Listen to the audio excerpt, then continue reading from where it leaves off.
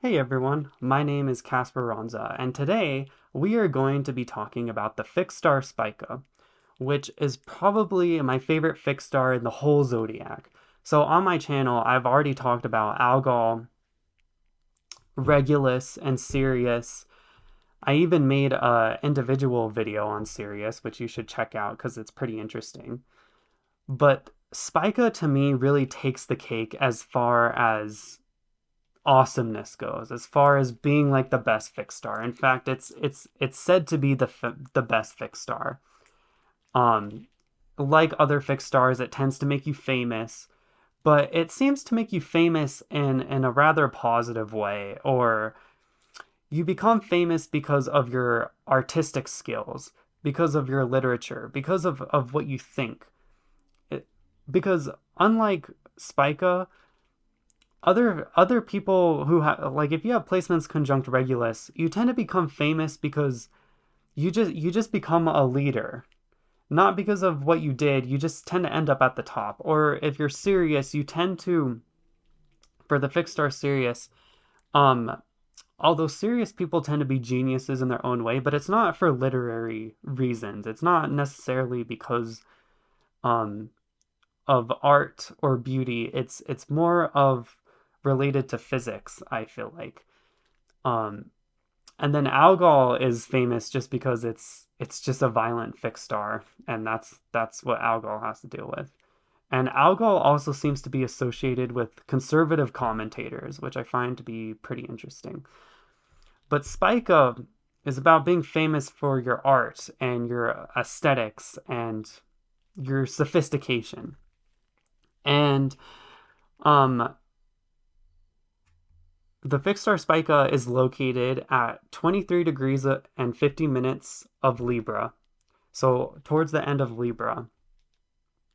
And um, this this fixed star in Vedic astrology is located at the very end of Virgo, right? Because the signs are different in Vedic astrology. But Virgo is also a very intelligent sign of literature and writing, and it would make sense that Spica would be at the end of Virgo for Vedic astrology. Spica is also found in the nakshatra chitra in Vedic astrology, and chitra is symbolized by the gem, which is like shining brightly. So these people tend to shine very brightly in this very beautiful, controversial way. I call the people who have placements conjunct Spica, especially their sun, because the examples that I have, all of their all of the examples I have, their sun is conjunct Spica. I haven't found any notable examples of people with their ascendant or their moon or midheaven conjunct Spica, unfortunately. So the only information I have is the sun conjunct Spica. But with all of these people, they really shine brightly, and I call them the controversial wits. These people make you think. There's something really controversial about them, but it's very clever and sophisticated and and beautiful all at the same time. So the examples I have are Friedrich Nietzsche, Michel Foucault, Oscar Wilde, um, Milo Yiannopoulos, Contrapoints, and then Eminem. Eminem isn't as important, so I don't have, but yeah, Eminem. And I think you can already see some commonalities between these people, but here are the basic commonalities that I find with them. Libras in general are satanic. So, and this isn't to like, I don't know, every time I bring up the word Satanism, I feel like people they just lose it. I'm using Satan as a symbol, right? Because Satan is like a symbol of liberty, right? Because Libra is the sign of liberty. It's the sign of libertarianism, libertinism. It's ruled by Venus. Venus is the planet of art, relationships, money, beautiful things. Right? It's the planet of beauty and the arts. Venus is also the morning star, which the other word or phrase for morning star is Lucifer. And Lucifer is enlightenment, right? So the Statue of Liberty, very similar to the statue of, it's like the statue of Libra. Anyway, as I was saying, Libra is very satanic in the sense it's the opposition. The sun is at its fall, in Libra. And I've already talked about this on my quite a few other videos, but the sun is at its fall in Libra. The fall takes place in Libra. So Libra has a lot to do with this kind of, you start to see the bigger picture of what's happening. You start to relate to people. It's not the same as the lover's archetype in Carl Jung. It's much bigger than that. Libra is about seeing relationships for what they are, stepping outside of oneself, seeing the bigger picture, being on the fall. So it's not about you anymore, it's about other people. It's about decadence and decay, because the fall, the autumn, is about things falling and moving into winter. And Libra very much has to do with this energy of this self-indulgence, falling away kind of energy. Again, it's highly sophisticated, witty and thought-provoking, dualistic and relational. You'll see Libras being able to break things into two pieces, and having a controversial and interesting take when they break up things into two sides. With Libra, you often find this vein. Well, it's not just Libra. I mean, it's the fixed star Spica, especially. Like, the fixed star Spica takes these Libran characteristics and blows them up, puts them on steroids. I think Spica really captures the Libra energy at its maximum. And so what you'll find with Libras is this kind of this vain self-awareness. I heard Alyssa Sharp, one of my favorite astrologers, say this, that like Leo, the zodiac sign Leo, is very vain, but Leos don't realize that they're vain. They don't realize just how obsessed they are with themselves. Libra is very similar, except Libra is very aware of their self-obsession. They're almost in awe of their own vanity.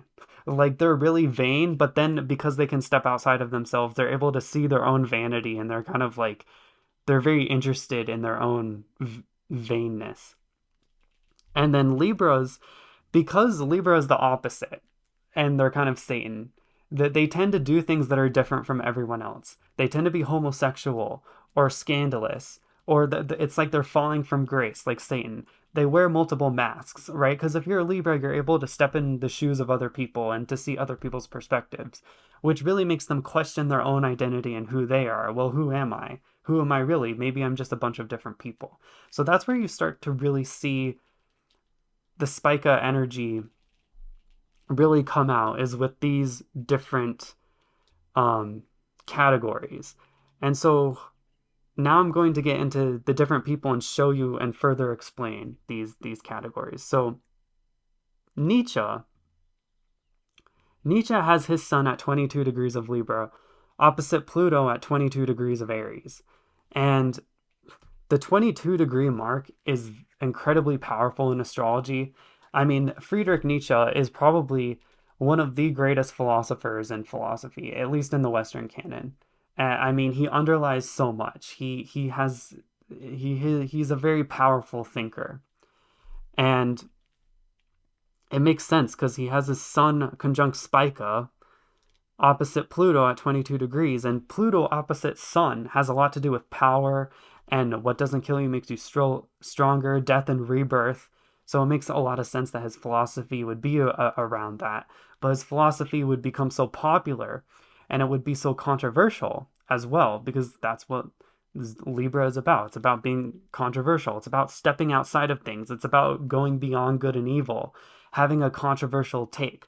You'll also find with Spica this kind of angry or passionate opposition to things. That there can be a kind of biting, stepping outside of the norms as well. I mean, he wrote the book of the Antichrist. His philosophy underlies Satanism, really, at its core.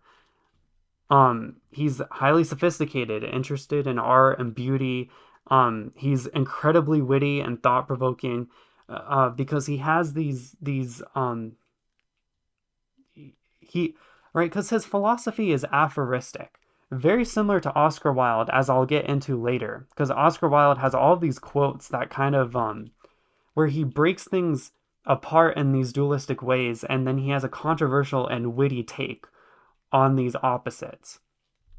And Nietzsche is very similar with his aphorisms. All of his philosophy is is just aphorisms, and it's almost as if it's poetry. It's not really philosophy, it's poetry. So you get this very artistic, sophisticated view on things. Um, Nietzsche also kind of he has this vain self-awareness in the sense that uh, he has a book called Ecce Homo where he kind of goes over his body of a work. And in the contents, he has chapters on why am I so wise? Why am I so clever? Again, you get this kind of self-indulgent, like looking in a mirror, like, wow, look how beautiful I am, and why is it that I'm beautiful? Well, I'm beautiful because I'm so smart and sophisticated. Right? Because Libras see the bigger picture of things, so they're able to see what's really happening, and that's why they think they're so, you know, all of that stuff. Uh, and then I don't know if Nietzsche was a homosexual. I think there's some evidence, but I'm not really sure about that. But um, you do see this kind of. I do know that Nietzsche, in a way, kind of wears a lot of mask. Like if you look at his body of work, it's very difficult to tell what he actually thinks about things because he contradicts himself a lot. I mean, this is kind of like what you get with Libra, because Libras are always seeing things from different perspectives. They see the other side. So they can't really pick an opinion. This is why Libras are often seen as indecisive. They can't make a decision on anything because they see all of the different viewpoints there are. So you get this kind of sense of wearing multiple masks. Um uh okay, so yeah, so that's Nietzsche. And you could say Michel Foucault is a continuation of Nietzsche because Foucault talks a lot about power. And what's so fascinating is that Foucault has his sun at 21 degrees of Libra conjunct Spica, and he was born on the exact same day. I mean, Foucault was born later, but he was born on October 15th, the same as Nietzsche, who was born on October 15th, which is so interesting to me. It's almost as if Foucault was this genius reincarnation of Friedrich Nietzsche. Because Friedrich Nietzsche, I forgot to say this, Friedrich Nietzsche fell from grace. I mean, he didn't literally fall from grace. I'm speaking too symbolically, but he died from syphilis. Some people say he died from syphilis. It's hard to say, but he died young, or younger than he should have. Nietzsche didn't get a chance to finish his work because of a disease like syphilis. But with Michel Foucault, it's almost as if Foucault is continuing the work of Nietzsche, because Nietzsche's philosophy, as it is right now, is a little bit abstract and vague, and it's hard to know what he really means about things. Foucault takes Nietzsche's philosophy and starts applying it to real things, right? He applies Nietzsche's concept of power to prisons. He applies it to hospitals. So that's what Foucault did. And Foucault, very similar to Nietzsche, instead of dying from syphilis, Foucault died of AIDS. And Foucault died rather young, so he didn't get a chance to really say everything he needed to say. And Foucault writes very intelligent, very high IQ, literary genius kind of person. Um, Foucault was a homosexual, so there's this kind of scandalous element. I mean, he contracted AIDS, right? A lot of conservatives are like, oh my gosh. Um, so you get that with Foucault a lot. Um, what else? Okay, so the next one is Oscar Wilde. So continuing on the scandalous, I mean, Oscar Wilde, again, is this literary genius who found himself in a scandal where, you know, Oscar Wilde was accused. I'm not exactly sure what happened. I just know vaguely that Oscar Wilde was accused of sodomy or homosexual relations with a younger man. And Oscar Wilde, um, you know, in a very clever, witty way, defended himself. But he was very controversial at the same time. I mean, again, you just see these really controversial figures. who are really witty. I mean, with Oscar Wilde, you see these lines that I can't find the quote in here, but Oscar Wilde said that one of my favorite quotes by him is that everyone knows the price of everything, but the value of nothing. And isn't that so true? It's such a punchy catchphrase. It's the same with Nietzsche. Nietzsche has these quotes. I mean, Nietzsche is probably the most quoted philosopher ever because he's been able to capture reality in a way that no one else has. And I think Oscar Wilde comes very close to that because Oscar Wilde has his son at 22 degrees of Libra. He was born October 16th, almost like the exact same day as Nietzsche. Um, and I think later in the video I'll go back, but it's very cool to kind of see how Spica makes its differences based on people's charts. So like Oscar Wilde has emphasis with his ascendant in Virgo, which makes him more of a teacher of literature, especially with his midheaven in Gemini, because Gemini and Virgo are ruled by Mercury, and Mercury is the sign of writing and communication. Foucault is incredibly similar to Nietzsche in the sense that Foucault has his ascendant in Scorpio. Anyway, I'll get into that. So Oscar Wilde, had to deal with the scandalous thing. He was thrown in prison, had to work hard labor for like 3 years, and then when he got out of prison, he died young. I mean, he didn't die super young, but he because of his sex scandal, he died young, similar to Foucault, similar to Nietzsche, right? You see like this theme, and they're all geniuses. And then, so with Oscar Wilde, we can see modern versions of Oscar Wilde, and the two modern Oscar Wildes today, in my opinion, are Natalie Wynn, or Contrapoints, and Milo Yiannopoulos. Because the other day I was thinking, who is the right-wing version of Contrapoints? Because you don't see very many intelligent right-wingers. I'm sorry. Because a lot of right-wingers, they're so close-minded, and they're so focused on preserving their sense of normalcy that they can't really think outside of the box. But Milo Yiannopoulos, in my opinion, is the modern Oscar Wilde of the right, and Contrapoints is the modern Oscar Wilde of the left. And so Contrapoints is, oops, that's Eminem's chart, just kidding. So Contrapoints, and I guess I'll talk about Milo Yiannopoulos first. So Milo Yiannopoulos, again, when you listen to him in interviews, even if you think he's kind of dumb or not nearly as intelligent as someone like Nietzsche, he's still very clever. He's still a controversial figure. You can't pin him down because that's just how Libras are. He's almost kind of satanic, right? He's not someone that belongs to a crowd. He stands out. He's a shining one, because that's what the fixed star Spica is. He's glamorous and vain. I mean, he's so vain. I forgot to say this, but all of these people, like with Oscar Wilde, Oscar Wilde is so vain because, well, he's not like he's vain in the sense, like, if you read The Picture of Dorian Gray by Oscar Wilde, the three main characters are Dorian Gray, Henry, Lord Henry, and Basil. And they're all like three different parts of Oscar Wilde, you could say. And it's this very kind of self-indulgent, decadent book because, I mean, for a lot of reasons. I mean, first of all, Oscar Wilde split himself into three parts and they're all talking to each other. It's like his ego is talking to itself and he's analyzing himself. And then Dorian Gray especially is looking at a painting of himself because Dorian Gray is this really beautiful person, and then there's a painting of him, and then Dorian Gray admires the painting, and then of course the painting gets ugly over time because Dorian Gray does bad things, and then Dorian Gray goes on this after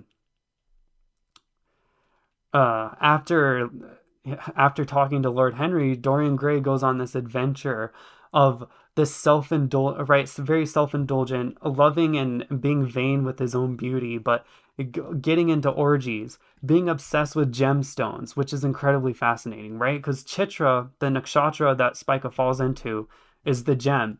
So like Dorian Gray gets obsessed with gemstones and different gemstones, and this very self-indulgent, decadent book, this gothic horror novel of things in decay.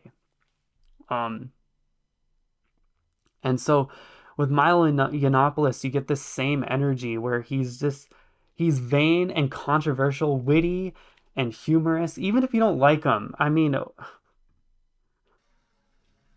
I've um I've taken some time out of my busy schedule, being fabulous and doing my hair, to see, like so vain, so aware of his vanity. Like he knows he's beautiful. He knows he's clever and sophisticated, but he's like funny about it.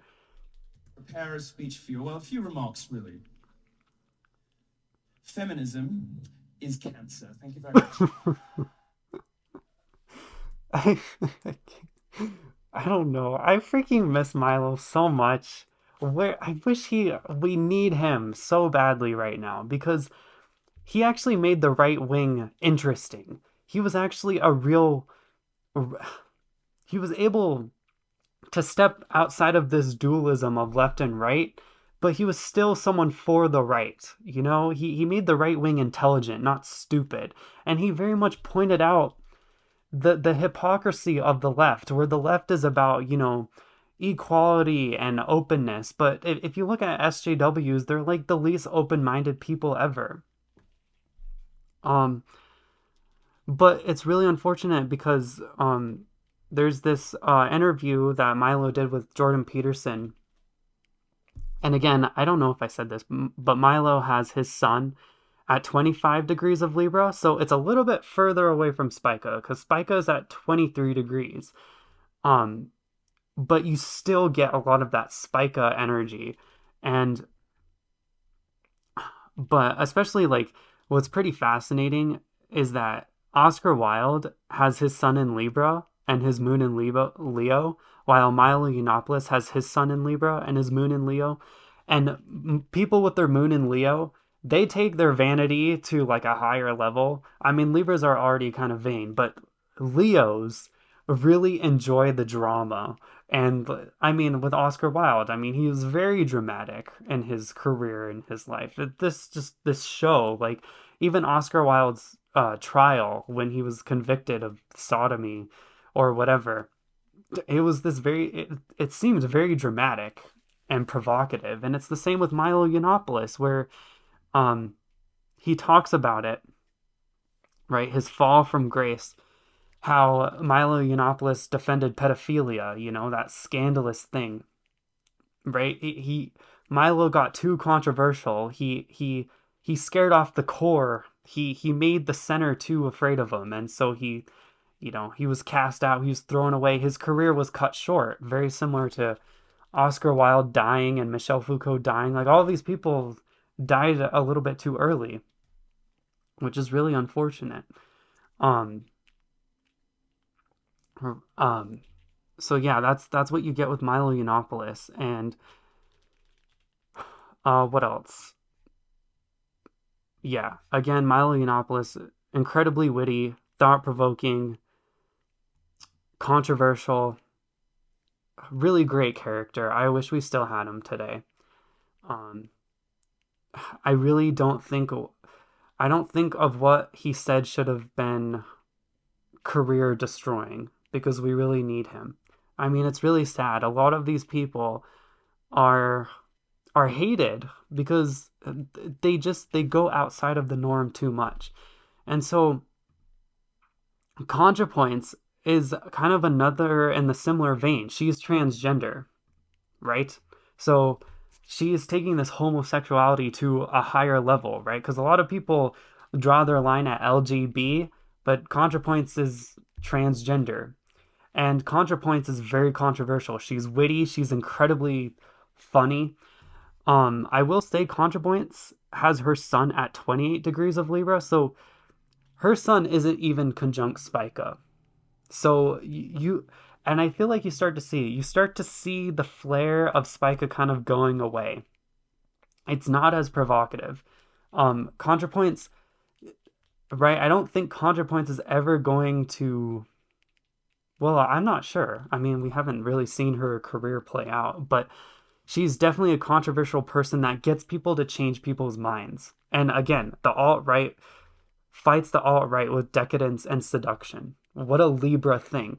Especially because ContraPoints invented a character, Justine. Was it Justine? I forgot. Um, was it Justine or I don't know. She plays one character where she's Lady Liberty, right? Literally the most Libra thing ever. And again, when you look at ContraPoints' videos, you can definitely see her taking a lot of different perspectives, especially at the beginning, with Tabitha. Is her name Tabitha? But like you see her kind of talking to herself, very similar to Oscar Wilde, where Wilde broke himself up into three characters in Picture of Dorian Gray. ContraPoints broke is like breaking herself into different people, where she's Justine, and then Tabitha the cat, and Tiffany Tumbles, and what was her other character, the feminist character? Um, Something Cockbane. So funny. I mean, very clever, being able to take a lot of different perspectives, being able to change people's minds, right?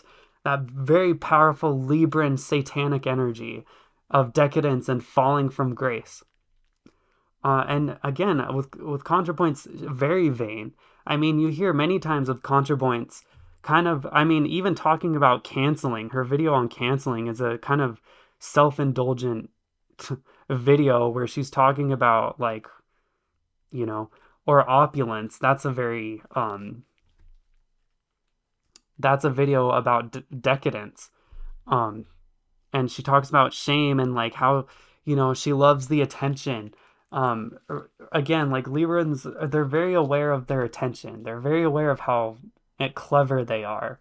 um it's so cool. I don't know, I love how all of these people are so different, but you can definitely see a common theme between them with their sun in Libra conjunct Spica when they're born October 14th, 15th, 16th, 17th, 18th, 19th, 20th. Like if you're one of these people who are born um in like in the 3/4 of October where your sun is conjunct Spica, you're probably like this. These are your talents, these are your strengths that you need to tap into, but also your downfalls where you can be too controversial.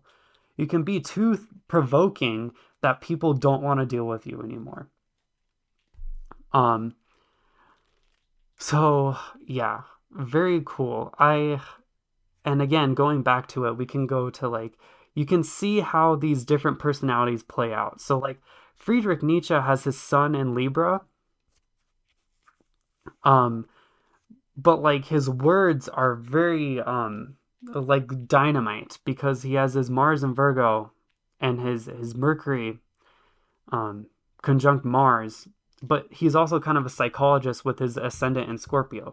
Scorpio ascendants, right? Because it's really cool with this when this Libra energy starts to be combined with Scorpio, you kind of get this psychologist, psychiatrist energy going in, where these people really start to see the into the minds of people. Because Libra just sees different perspectives, but Scorpio starts to step into the actual mind of people, right? Because Scorpio is the sign of Halloween and guts and horror.